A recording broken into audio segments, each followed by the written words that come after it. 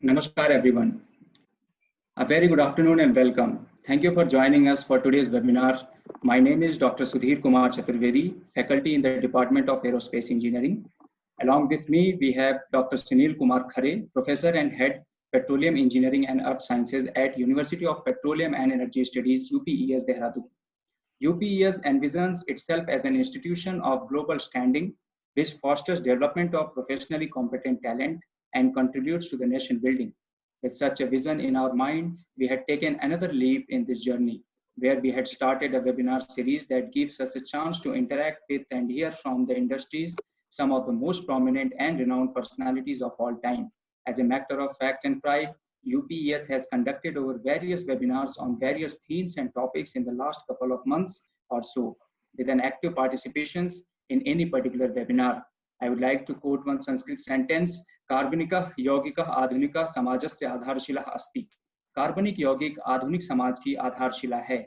It means hydrocarbons are the fundamental needs of today's modern society. To add another feather to this hat, we have come up with another interesting session on webinar today on the topic current engineering industry scenario in hydrocarbon sectors, which is going to be presented by our today's chief guest and chairman Shell Companies in India, Mr. Nitin Prasad. Thank you, sir. Just to give you all a brief background of Mr. Nitin. Mr. Nitin is a dynamic and accomplished business leader with 20 plus years of cross-cultural professional experience spanning industries from technology to energy, geographics from United States of America, Singapore to India. Nitin, a Fortune 40 under 40 awardee, has a proven track record of managing large, diverse global teams, developing, implementing strategy, innovating, and leading change across cross-functional and multi-jurisdictional roles. He is passionate about Shell's purpose of powering progress together for better and cleaner energy and believes collaborations and partnerships are key to solving countrywide growth challenges. Nitin did his schooling from the Doon School, Dehradun, India, before completing an engineering degree from Georgia Institute of Technology, United States of America, and thereafter went to complete his MBA from INSEAD. He succeeded Dr. Yasmin Hilton on October 2016 as the chairman of Shell Companies in India. Prior to his current role, Nitin was the managing director for Shell Lubricants for the cluster of India, Sri Lanka, and Bangladesh, which combined is the third largest lubricants market in the world.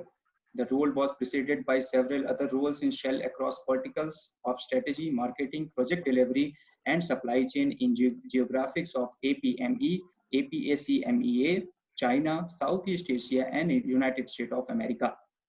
On personal front, Nitin is an avid sports enthusiastic with an interest in swimming, skilling, and diving. He enjoys traveling, listening to jazz. He currently lives with his two children and his wife. It is such a pleasure to have him with us today for the webinar session, which I am sure is going to add a lot of value to our professional and academic career in petroleum engineering sectors. We, on behalf of the fraternity of UPES Dehradun and all the participants of today's webinar, would like to extend a warm welcome to you. Now, without further ado, let me take this opportunity to invite Mr. Nitin onto the platform and share his insight with us, for which we all have been eagerly waiting. Before that, just a small piece of information with regards to the decorum of the session. If you have any questions during the presentation, please type them into the question box in your control panel. We will try to bring them up during the presentation, and of course, we will also have time for questions at the end. Welcome, sir. Now over to you now. Thank you so much for accepting our invitation. Thanks a lot, sir. Thank you so much. Okay, thank you very much, and good afternoon, and a warm welcome to everybody. Firstly, thank you to Dr. Chaturvedi and Dr. Khare for your invitation. It's a real pleasure for me to be speaking to you. Of course, as you mentioned, Dehradun is not only a schooling home, but was my home. It's my family home so I spent many years there. So I would have, of course, been loved to have been there physically and to visit, but of course, the times being what they are, we must do this virtually. And perhaps that's also a good place to sort of come back and begin. So firstly, for all your participants, I sincerely hope all of you are healthy and safe and all are safe. The times that we're facing are the word that's most is precedented, but I think I think the better way to sort of think about this is just who could have sort of imagined the in the way that it is.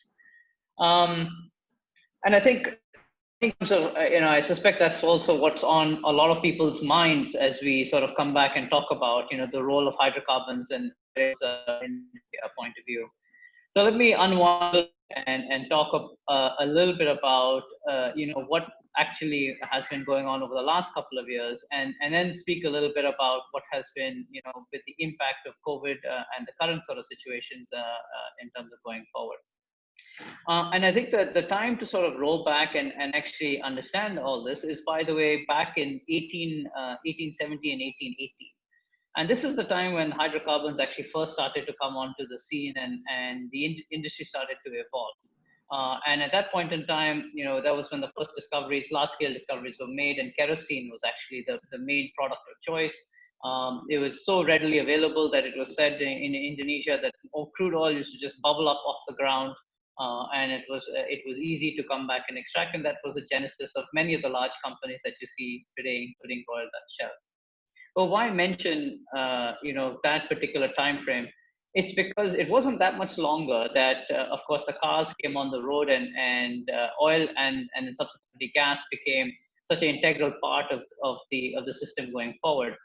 But that system has been in a continuous state of flux and evolution over all the years and time that it has been going forward.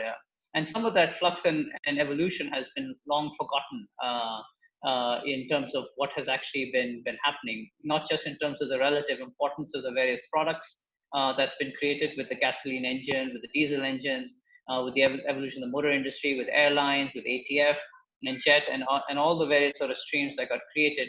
But equally, the extraction technologies, the roles of the different sort of product spaces there. There's one other piece that people have forgotten about, is that in 1920 and 1930, it was also one of the first times that people identified that carbon and carbon emissions could actually be one of the biggest challenges that this industry is going to face going forward.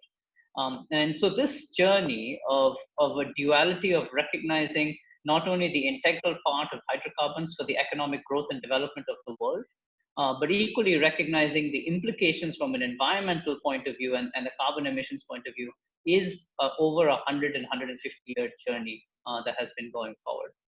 And through that time, life has changed tremendously along the way. I'm not going to take you decade by decade, otherwise I might take up the better part of several hours trying to walk you through all of that. But let's fast forward a little bit and come to the evolution of shale.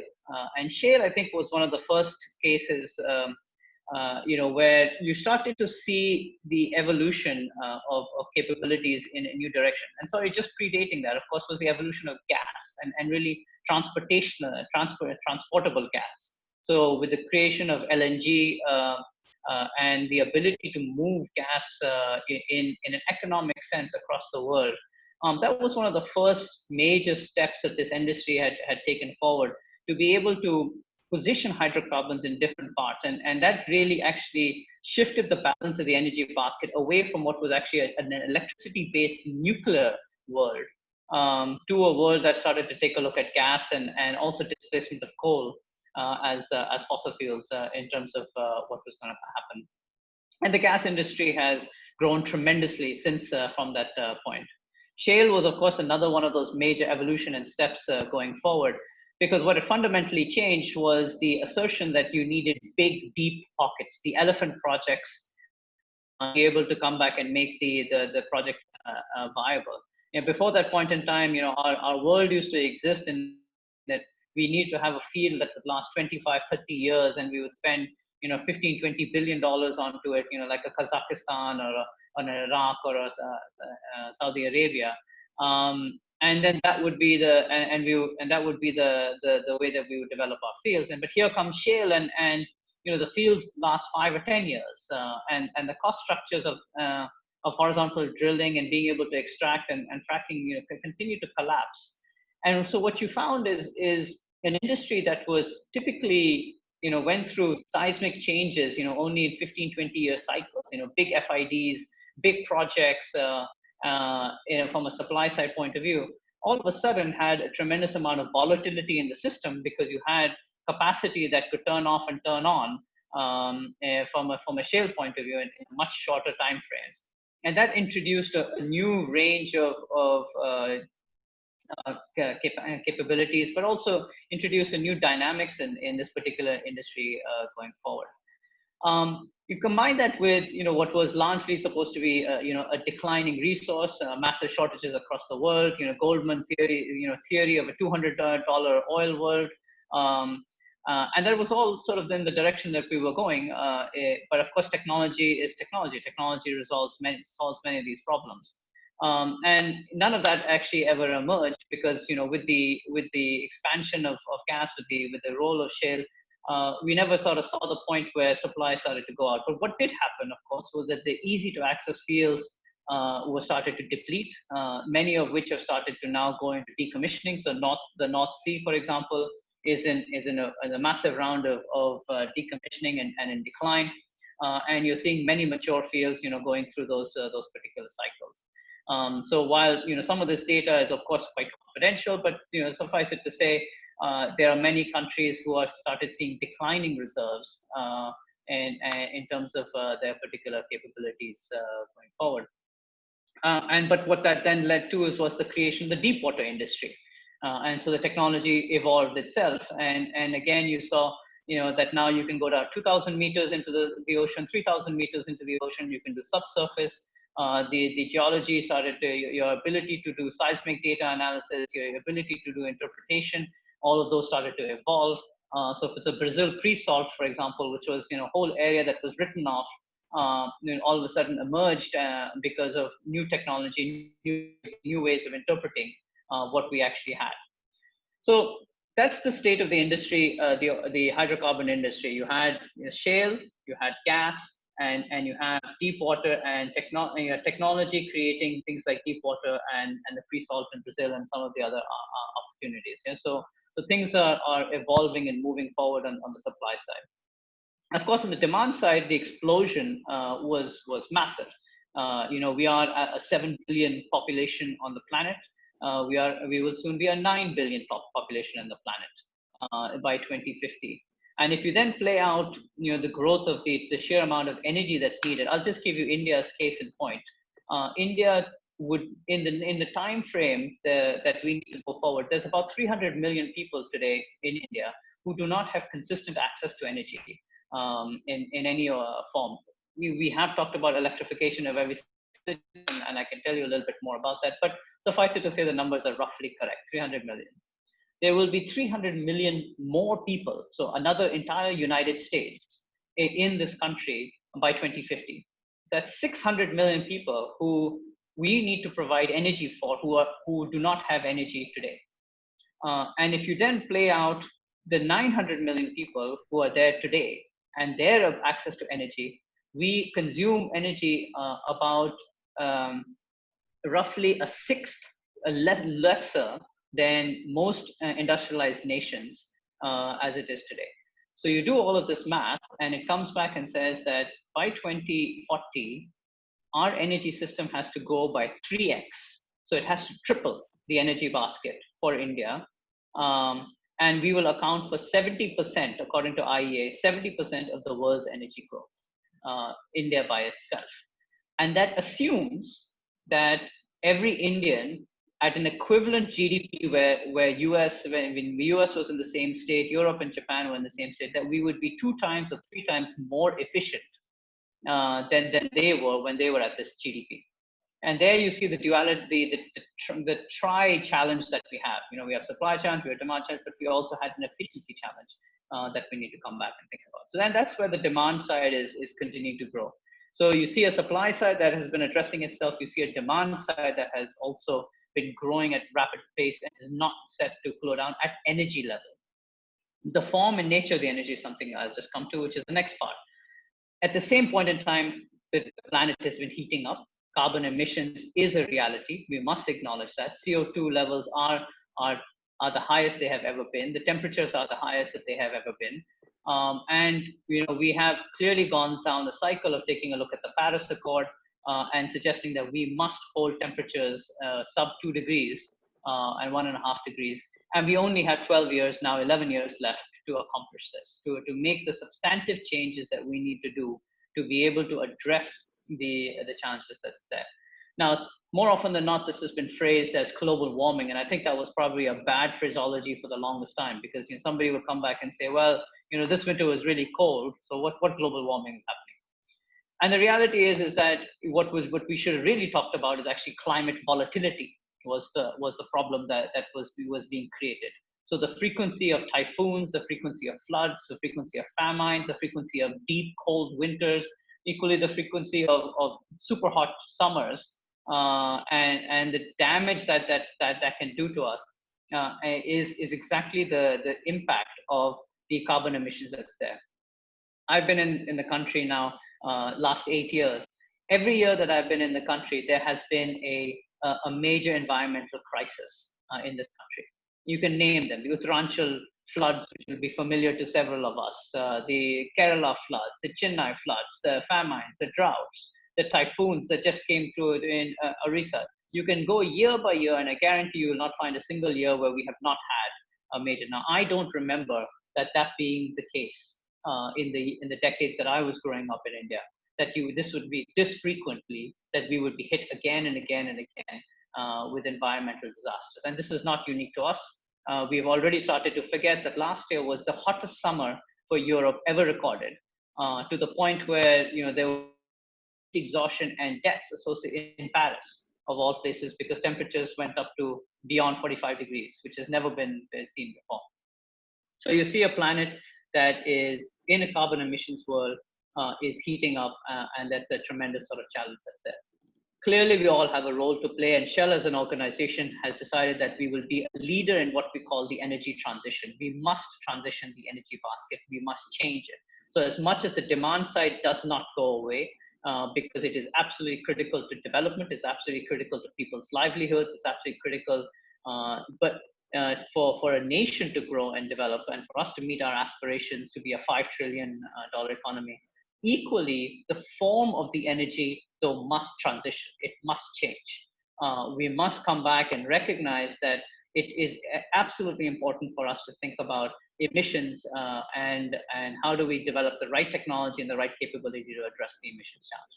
Shell has come back and said by 2050 that we will be a net zero emissions company on a scope 1 and scope 2 basis. So that's in the basis of the emissions that we release.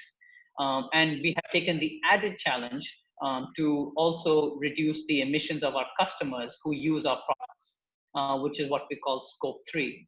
In reference, 85% of our emissions is in scope 3 when customers use our products. So we have a steep and large journey ahead of us to go forward. Now, does that mean that hydrocarbons vanish? Does that mean that this is the death of the oil and gas industry? It does not. Because as much as it is possible to think about, a number of electricity-based solutions. So you can talk about electric vehicles and electric motorbikes and things like that. Our analysis in which we capture in the Sky scenario, and that we are quite known for our scenarios, is that only 50% of the current energy basket can electrify as it stands. So there is another 50% that we must think about where hydrocarbons will continue to have a role to play.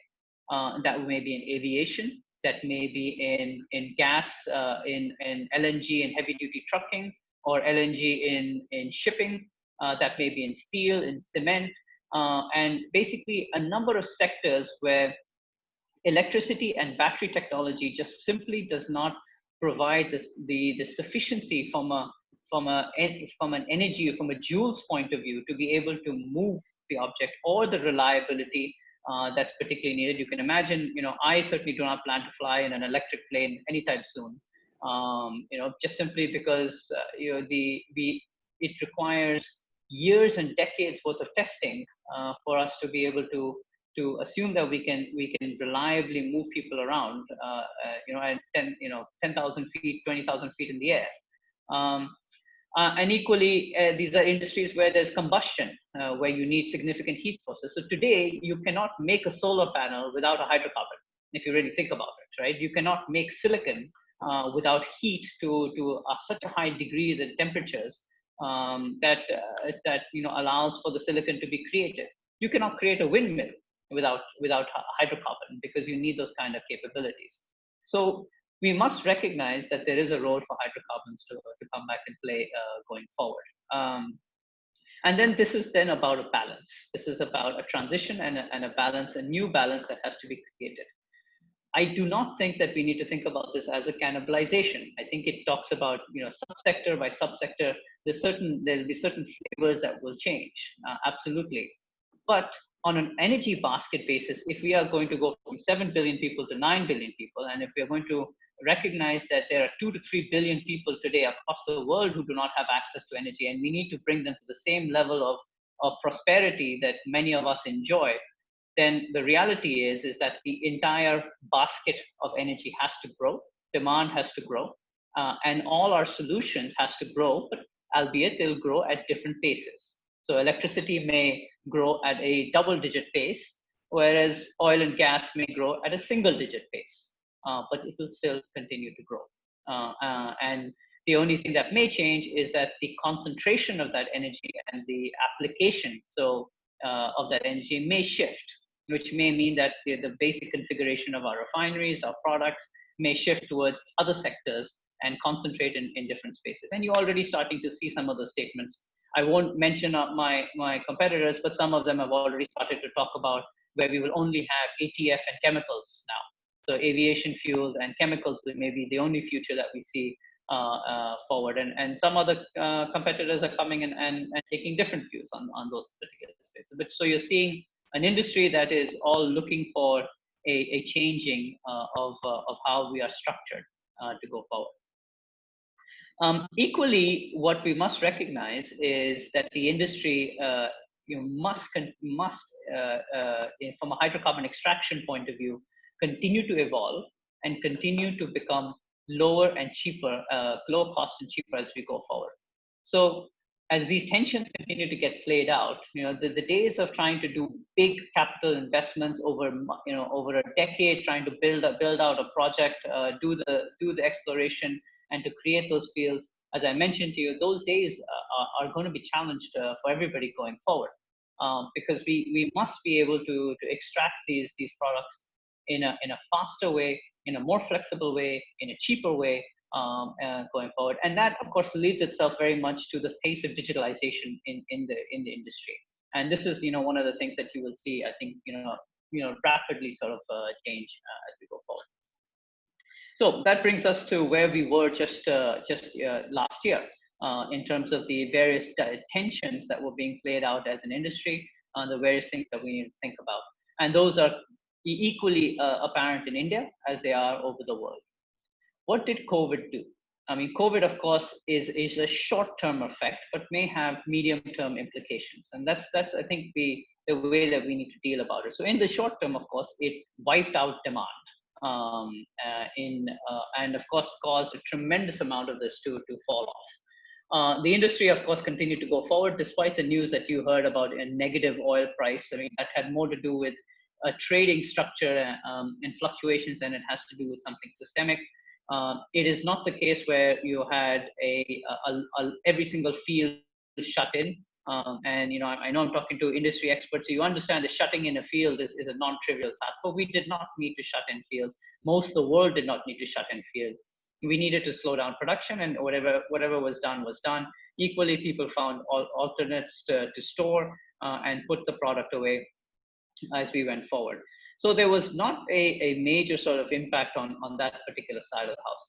What did get impacted, which is more a medium-term effect, is to recognize that we have a massive amount of inventory now, and we have concerns about how much demand comes back and what form of demand comes back.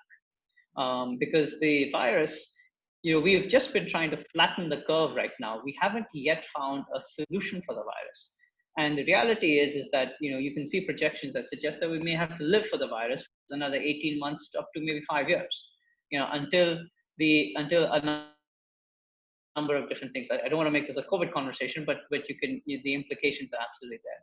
What does that mean? I mean, that means for an industry that typically thinks a decade ahead in terms of investments, must come back and reassess as to what are some of the decisions it needs to make now with a line of sight of what capacity it can bring online over the next couple of years and the decade ahead. And the Saudi has said this very well. They think that the biggest worry that they're most concerned about is that if all FIDs and investments dry up in this industry, well, then actually you're talking about an industry that is in a constant state of decline. Every 10 years, we roughly have to, so let me put it to you this way. We are a $250 billion company from our balance sheet. That's how much money or how much assets we have. And we spend $25 billion a year to find new fields and oil and gas. So every 10 years, our portfolio has to reset itself as we go forward. And that gives you a sense as to the pace of change that underlies a portfolio in our company, because the fields are constantly in decline and what needs to sort of be done to go forward. So these are all the things that we have to sort of come back and consider. These are all the risks. This is the implications of COVID that we go forward. What I think COVID will also come back and do is put very squarely the opportunity, and I do think this is an opportunity for us to accelerate both the digitalization of the industry, but also the reduction of the emissions as an energy industry going forward. Shell is very much committed, as I mentioned to you, to be a leader in that particular transition, and hence we are actively taking a look at what we can come back and do. The capabilities and skills that we have developed, the knowledge and that we have developed, that you are developing, does that vanish? I don't think so. I think, as I was trying to paint you a picture of an industry that is constantly in evolution over the last 150 years, those skills are still absolutely valuable, but they may change their form. They may change their nature. They may require a different approach to this. So digitalization was one of them. But equally, one of the things that we've talked about from emissions point of view is carbon capture and storage, which is a tremendous geological problem that we must think about. There is opportunities for us to think about CO2 capture and used for EOR, enhanced oil recovery. And those are opportunities for us to reduce the cost of the base going forward. We have talked about offshore wind, and where we need all the fluid and the waves and the seismic data to come back and understand how we can even create offshore wind platforms going forward. So we still need offshore people in the times ahead. Gas presents itself to us as an industry that is likely to continue to grow at 2% over the next few decades, and LNG at about 4%. And therefore, as we start to take a look at new applications of gas, in terms of gas into heavy-duty trucking, gas being used much more pervasively in residential, gas, continuing to displace coal and power. That role continues to exist. And in India, of course, there's a tremendous focus on seeing how we can get gas into steel, and gas being the cleanest burning of the hydrocarbons. It is our opportunity to both lower emissions, start the decarbonization journey, but equally, recognizing that this is, one of the sources that we need to come back and do this. I could go on for some period of time, but what I wanted to leave you messages. Let me summarize them for all of you. One, the supply side has been in a tremendous state of flux over the decades, and where we see ourselves, to repeat it, is the impact of technology playing itself out, shale playing itself out, and recognizing the role of the emergence of gas and other sort of sectors. So the supply side is continuing to evolve. The demand side continues to grow and require more sort of spaces for us. The emission side is a challenge that we must face as an industry, but equally it's an opportunity for us to think about what we can come back and do. And the skills and capabilities that we are developing as organizations, as individuals, and you are growing and developing in, are all going to be absolutely relevant as we go forward, but they may change in their nature as the energy system changes. Let me pause there, and I wanted to intentionally leave more time, almost half an hour, for some questions. Thanks. Thank you, sir. Thank you for your kind inputs. There are various questions on the question Q&A session. Sir, what could you kindly let us know about the recent ongoing projects of Shell and Technologies on Demand? Well, I think there's a number of different projects that we've announced all over the world. So I'm going to give you a global picture, and there's of course things that we come back and do in India also. But if you take a look at the new generation of projects, there's LNG Canada, where we've announced a very significant multi LNG train in Canada. We are working towards that. We have announced multiple investments in oil and gas extraction in Mexico. And in the Gulf of Mexico. So this is in the US, and this is a deep water extractions of 2,000 to 3,000. Significant investments that we've made in Brazil in the pre-salt in terms of extraction of the hydrocarbons there. We have now, of course, invested in floating LNG, which is the largest ship in the world. So it is 2 to 3 times the size of an aircraft carrier, and is where we can actually do offshore gas extraction and LNG conversion on a ship. And that project is going on in Australia. And equally, we are expanding the rest of our Australian businesses, and a number of sort of investments in other parts of the world that are linked to the different parts. And that's on the upstream and the oil and gas side. We're taking a look at chemicals, and we have announced several different major chemicals projects across the world. We think it's an integral part of the energy system going forward, and that's the things we're looking at. We're expanding our downstream businesses and our marketing businesses, which is about providing fuels and lubricants and aviation and different solutions. And we've come back and taken that particularly forward. And of course, the last thing that we're taking a look at is the new energies business. As I mentioned to you, renewable power and hydrogen, carbon capture and storage, and projects associated with that going forward. In India, we have a similar basket of opportunities that we're taking a look at, and things that are looking quite promising for us. So thank you, Mr. Nitin. So especially like looking at India, because you are in India for a long time and you have a good insight into what is going on in India. So we have there is a big vision from our political leadership and our for energy security. So for energy security, they have come up with gas-based economy, and with gas-based economy, there is a target to increase the production of our native within India, increase the production of oil and gas. And also there is some 300 cities in India, they are going to be connected with the city gas distribution network. And also there is a lot of even for, as we talk of coal bed methane and sequestration, there is a lot of privatization of coal blocks going on. So, and there are a lot of policy changes like OLAP and NELP. So how do you see, after 5 years from now, how do you see the business of exploration, production and downstream growing in India for Shell India Limited? Yeah, I think in terms of that particular side, obviously some of that is a bit more confidential in terms of how we're going back and growing our businesses. I mean, this is a space that we have explored for many years in India. We've continued to take a look at the upstream side of the house and the gas side of the house in India. The hydrocarbons are not easy to extract, and there are sort of challenges associated with them.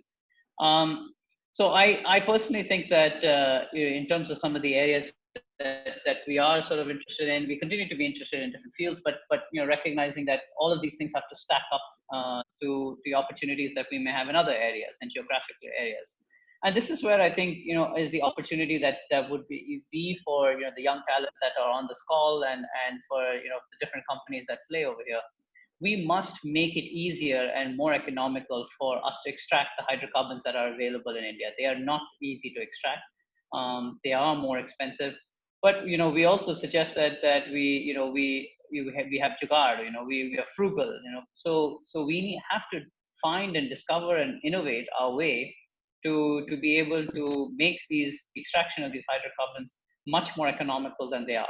We can come back and suggest that the government is going to create all these policies to allow us to do it, but the reality is that the government only has so much that's available to come back and support the extraction of these resources. So that would be sort of the first suggestion that I would come back and make.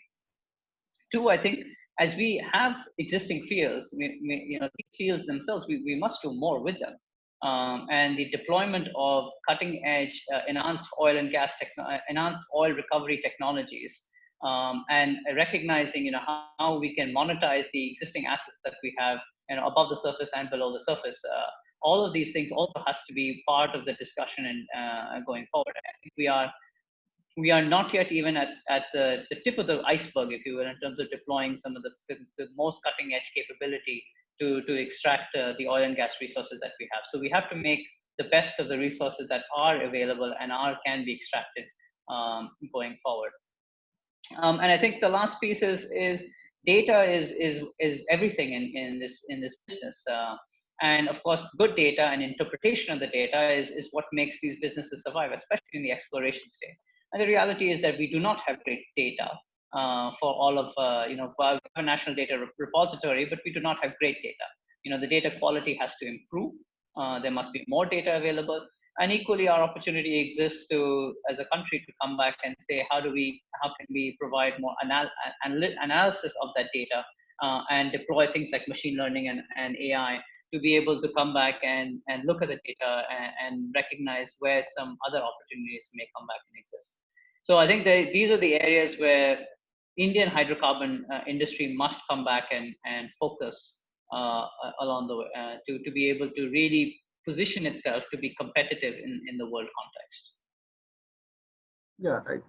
Because government of India is already, like, there are two things. EOR committee is already made where you know, screening of reserves is going on, and they are going for enhanced oil recovery. And another next is this one, digital task force is also there, where people are coming up with, you know, how to digitize the industry, and so government is taking a lot of efforts in that direction. So yeah. So there are a lot of, like, there is a lot of digital going on around, you know, in the air. Everything, most of, like you said, about machine learning, artificial intelligence, digital solutions. And Shell is a global leader in innovation. How do you find, like, digital solutions? How they will be, you know, disrupting the whole business model in future, in 5 years from now? Yeah, I don't think they'll be disrupting the business model. I think that they will enable us to be able to reach levels of efficiency that we have not been able to reach in the past. You know, there are challenges to complete and total digitalization, and we sort of should come back and recognize this. In the end of the day, you know, we are in an industry where people get hurt, and there's a very high risk of this. And I will not come back and put assurance and safety in the hands of a computer. Certainly, I don't plan to do that anytime soon. And you know, we have deployed safety programs, and we've done the best technology development in the space. But it's only as good as a programmer's capability to understand what is the particular landscape that they come in with. I give you a case in point of a company that, you know, put in place a sophisticated safety program, and in the end, what ended up happening was they found that the permit to works were being issued by this program, and nobody was reading them. But the program was a two-dimensional program. It never accounted for three-dimensional safety issues. So pipes were being opened with hot steam water when there were people below doing some other work. And these are the kind of things that, you know, frankly, it's very difficult to come back and program into these things. So I think we should be careful about suggesting that digitalization is going to take us to a level that is, you know, that is going to mean that every single person is going to not be available. Somebody must be there to turn the valves, to take a look at things, and to make sure things are done accurately. But equally, digitalization creates opportunities. As I mentioned, a couple of them on the subsurface side, and in terms of identification of fields, in terms of how to manage the fields and maintain the fields, well maintenance, in reducing the, there's a 15% average industry hit rate for wells, and that's incredibly expensive for $100 million per well. That has to significantly come back and change, and in order for us to take a look at that. Assets themselves can be managed much more remotely. Anyway, most of our assets, offshore assets in particular, were linked up through DCSs to onshore control room centers, and we've always managed some more remote assets that they're there. But if data can be sent from offshore onto a particular location, Now hard to imagine why it cannot be sent to a more remote location. So there's opportunities for us to think about in that space. Proactive technical monitoring is something that is an emerging sort of space, and where you're already starting to see, especially you talk about gas turbines and rotating equipment and being able to detect the vibrations there and to preventively catch some of the issues and increase productivity, efficiency, but also be able to manage maintenance better.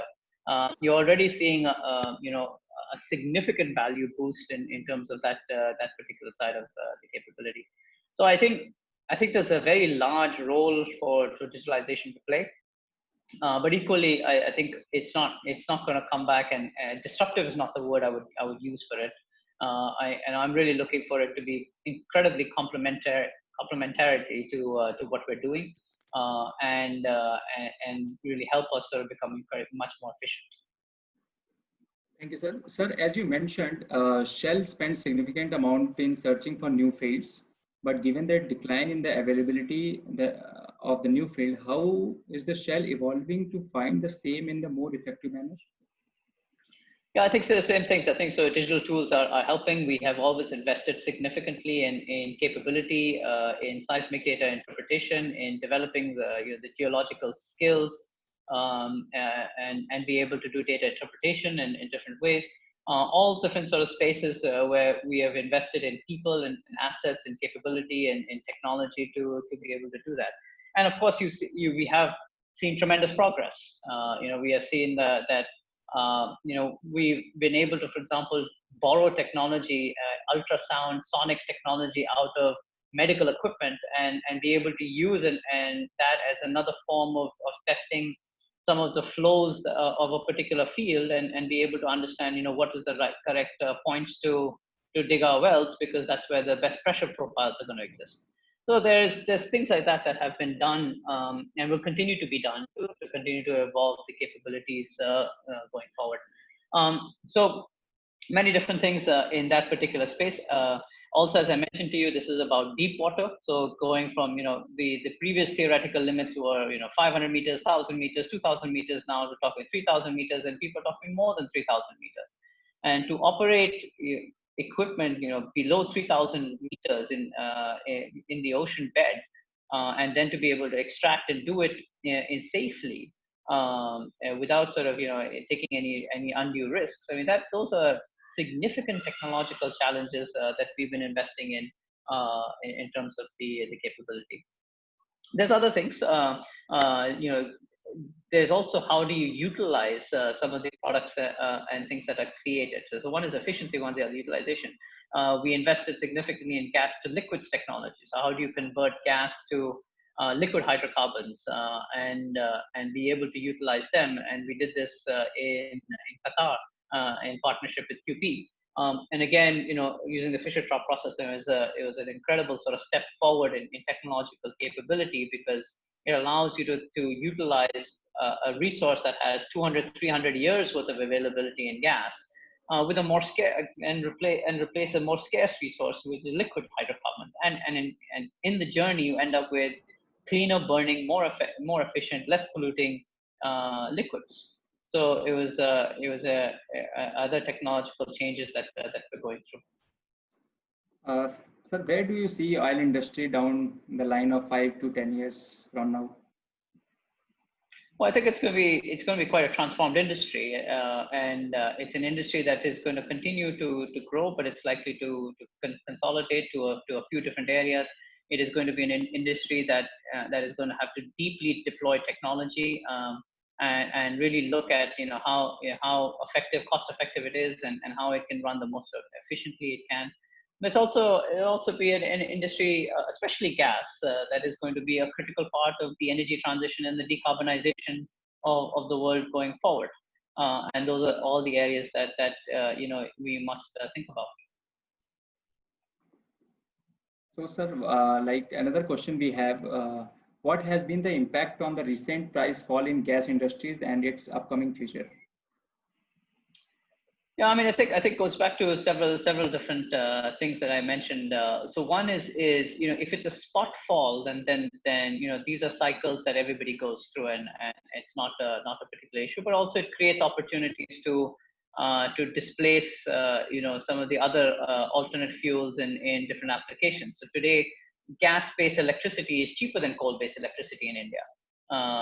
So that is an opportunity space that exists for capture.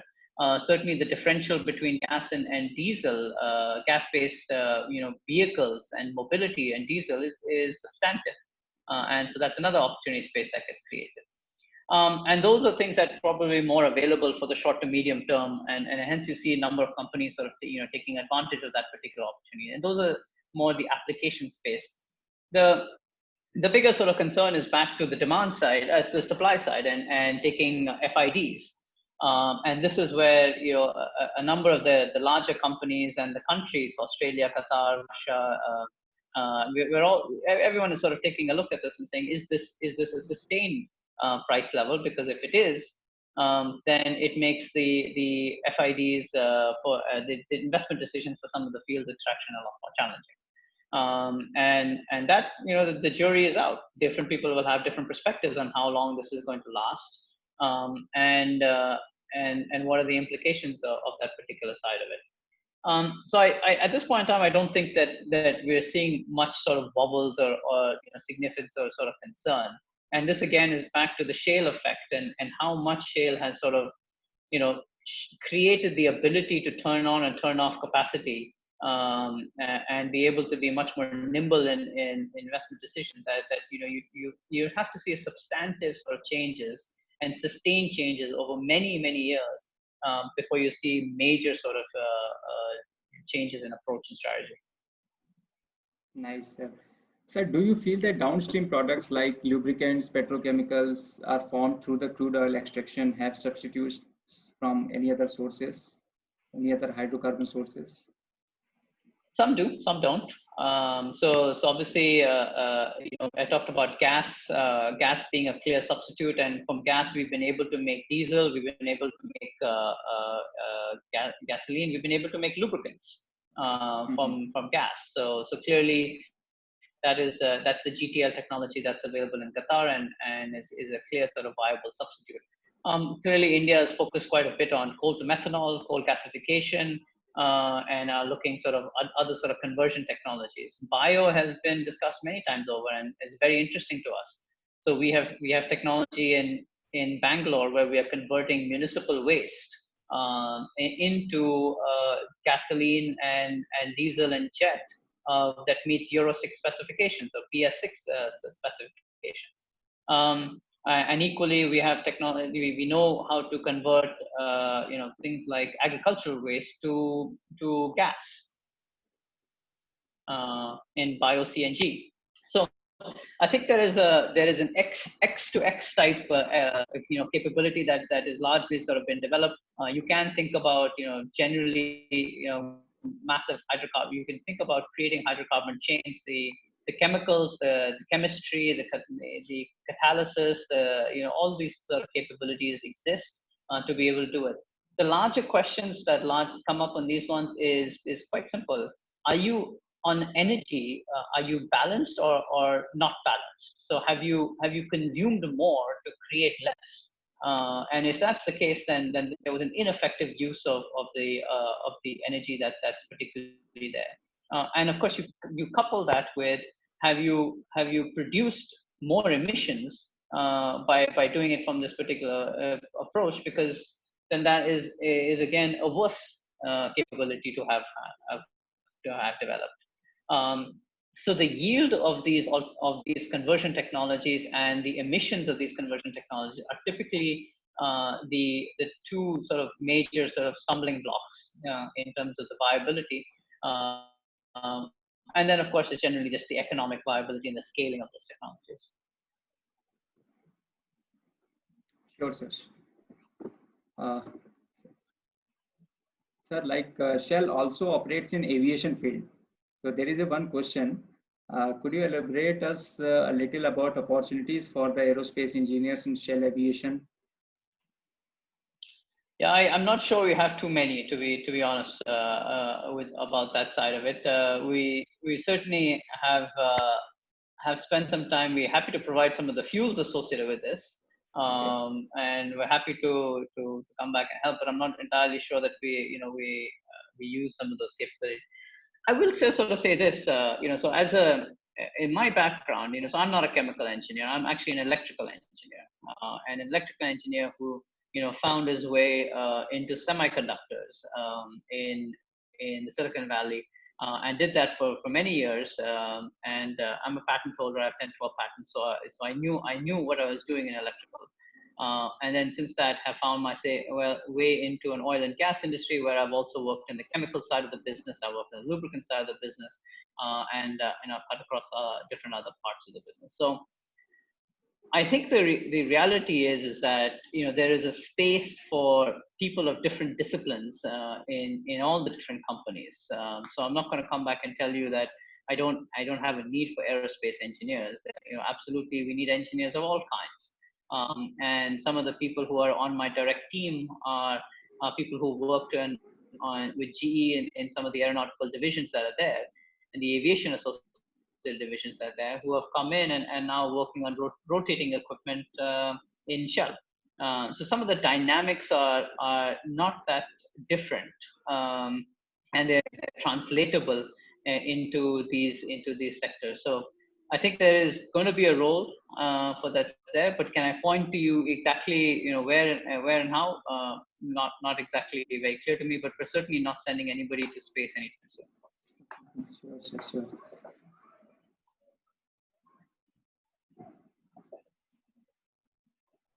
There are some environmental issues. So how Shell is taking up these environmental issues, when we say climate change and energy transition, and also you said about that Shell wants to be zero emission energy business by 2050. So how do you see how do you take it up? Well, I think it's about taking a look at our portfolio. It's taking a look at how do we create lower emission technologies. So there's different aspects in this one. So, for example, in gas, it is about methane emissions and ensuring that we take very stringent targets and deploy the latest technology in methane emissions. And in some of the oil side, it is about transitioning to mixed products. So biofuels might be the alternatives that we need to kind of consider on that side. We're building a renewable power business, which is obviously zero emissions, and we want to grow and scale that business going forward. We're exploring technologies like green and blue hydrogen, carbon capture and storage. We operate a facility in Canada where we're actually capturing CO2 and putting it into the ground, and we've announced 2 more projects in that particular space. So we have a range of sort of technologies and capabilities that give us the direction that we need to go to. We also want to combine this with nature-based solutions. Nature has an incredibly important role to play in this one. So as Shell, we actually are investing in afforestation or preventing deforestation, and that in itself has ability to create carbon and address some of the CO2 challenges. So those are some of the ways that we are tackling this. Okay. So let me take some questions from. There is a lot of question from students. Do you see Shell working in the renewable energy sector in India? We already are, so that's an easy one. So it is basically in which sector, like solar or wind? We're already in rooftop solar. We already do energy access, so we provide electricity to last mile villages. We're already active in many different aspects of the biofuel chain, so renewable hydrocarbons in that sense. And we're taking a look at other sort of spaces over the next couple of years and decades. And the students, basically, they are most of the time they are concerned about jobs. So what kind of job roles do you see in future will be available in oil and gas industry? Like, is there a shift in change of role due to digital intervention or due to technology changes? So how students can be future ready and be employable? in current scenario, especially the COVID situation? Well, I think the main thing that's happening is we see a lot more hybridization of roles now. So, this distinction between, you are a domain or subject matter expertise in chemical engineering and you need to go work on a site, and you are the IT guy and you are the digital guy. All of that is changing. Now all of that is the same person. So it's a tremendous amount of growth in terms of people who can bring domain expertise, what we call domain expertise, which is knowledge and understanding of subsurface or extraction or running assets, but also be digitally proficient and also potentially be able to program and develop the next generation of tool sets, right? So and it all is the same person. So these are the type of roles that are emerging and would be sort of incredibly important and valuable. Equally, there's of course roles in as I mentioned to you, in new generation of technologies that work in the emission space, but then require the same skill sets. So offshore wind or carbon capture and storage, storage of hydrogen. All of these different spaces that are sort of needed, where you're taking existing skill sets and taking them forward into new sectors, new applications. But I want to go back to what I said before. The hydrocarbons isn't going away. So there's also a very big role to be played in hydrocarbon industries going forward. And a lot of innovation and capability that has to be developed to be able to come back and take that industry and make it far more efficient and far more effective than it is today.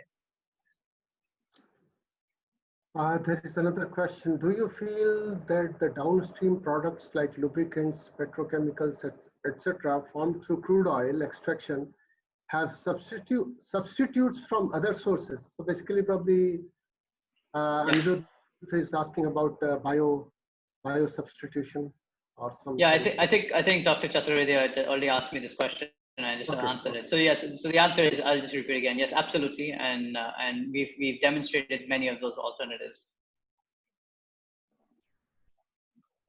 Okay, Dr. Chaturvedi, would you like to ask some question now? Yeah, what views do you have on the peak oil demand theory?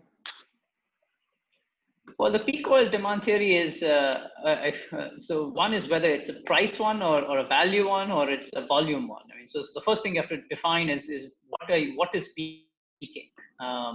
And then you have to come back and say, what is peaking where? So it's probably true that in some parts of the world, we may have already peaked in oil. And there's now more of a steady sort of decline that is going forward. But equally, there's other parts of the world, and I personally believe India is one of them, where we have not peaked in oil, and we are still many years away from peaking in oil. As a world and the globe, I don't think we have peaked in oil. I think there is still a perspective that with the sheer number of people, the sheer change in circumstances and creation of livelihoods, development of economies, and moving things forward, I think there's still a sense that oil still has another runway to go. But we think, we've sort of communicated that perhaps by the end of this decade, that is probably likely to have peaked out globally, but still be growing in some pockets, but globally will have peaked out. And gas is probably 10 or 15 years behind that from peaking. Sure, sir. So, Dr. Khare? Yeah, there is one, especially about COVID-19, we have discussed a lot. Like, so how do you feel like after COVID-19, what will be the world like? Because I read one, very good word of wisdom from CEO of BP. He said that people are now very careful about their lungs. So once even the COVID is over, still they will be more, world will become more conscious about clean air. So there will be more, people will be moving towards cleaner solutions. So how do you see the petroleum industry, ready for that? As you already mentioned that we are going for solutions, but those solutions are probably planned for 1 decade, 2 decade time. But probably this COVID will be over in 6 months time. there will be immediate challenges like perspective of people, the expectation of people will be different from what it used to be 1 year back. Yeah, so a few things maybe just worth correcting there. I don't think COVID is over in 6 months' time. I think that this is something that we have to sort of kind of think about for a longer period of time and consider the implications of that. I also don't think that these technologies is a decade or 2 decades away. I think these technologies are being deployed today and need to be rapidly scaled up in the next 5 years into the next 10 years. So I think just to sort of correct the timescales that already people are working towards, and that's across many different parts of the industry. And I think back to the comment, I agree with the comment in living in Delhi, but also as I'm the CII chairman for air quality. So I had the committee on this particular space, and certainly I am very much of a view that we need to address the air quality challenge, and that's one of the first and foremost things that we must come back and do. Somebody put it to me quite accurately. He said, look, before you start, India starts to think about a CO2 problem, we probably need to solve the CO problem, and address just the fact that we don't have clean air. And there's many different reasons for why that's the particular case, and many different sort of things that we need to kind of come back and do.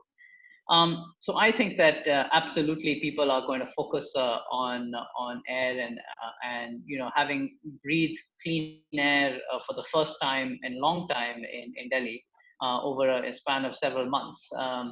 It of course is just refreshing to see what is possible. And I think if we come back and recognize that air probably air quality and air pollution probably kills tens of thousands to hundreds of thousands of people every year, versus the COVID crisis, you start to recognize that somehow we've not necessarily been focusing on something that is actually more fatal than the COVID side of the house.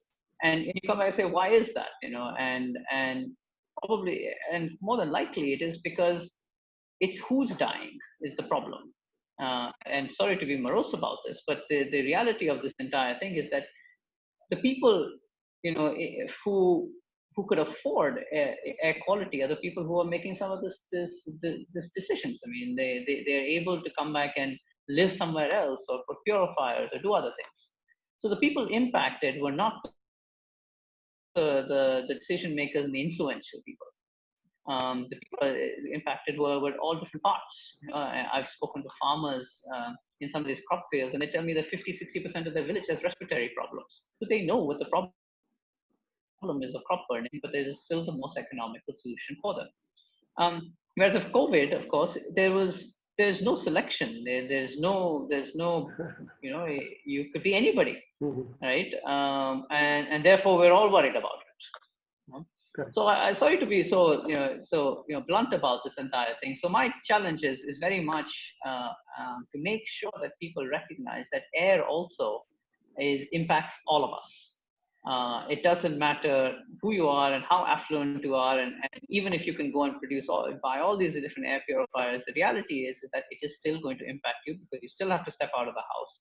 It still gets into your houses. You cannot just lie there caged up. And we've spoken to chest surgeons who say that they are now cutting open chests and they see 20-year-olds and 25-year-olds with streaks in their lungs as if they've been smoking for the better part of 10-15 years.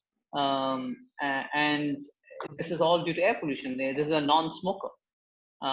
So the damage is already there, and the damage is already starting to accumulate. And this is the kind of things that we need to come back and recognize. And I think people are starting to recognize this. I think the people who are in making decisions are starting to recognize that this is unacceptable for us, for all of us. And therefore, I'm quite optimistic that the waves of change are there to start to transition away from dirtier fuels, if you will, and solutions to much more cleaner burning, much more cleaner structures. And I don't think it takes that much for us to get there. Right. Thank you, sir. So, with the paucity of time. Thank you, sir, for your kind words. I think we have to wrap up the session. So finally, Great. on behalf of UPES Dehradun and the entire support of the staff, faculty, and our esteemed attendees in the webinar, would like to take this opportunity to place on record our heartily thanks to Mr. Nitin Prasad for his gracious presence and taking out valuable time of his busy schedule to enlighten us today. It has always been our pleasure to have you, sir, with us, and we look forward to see you again for the upcoming events also. And maybe next year we would like to see you at UPES again in your city, campus. Dehradun. Yes, in So Dehradun. come back home again. Yes, yes. So we would be waiting for you, sir. Thank you so much, sir. Thanks once again for accepting our invitation and delivering such a nice webinar. Thanks a lot. Thank you. Thank you, sir. Thank you. Thank you to both of you. And I wish all of you a very safe and healthy days ahead. Thank you, sir. Thank you. Thank you, sir.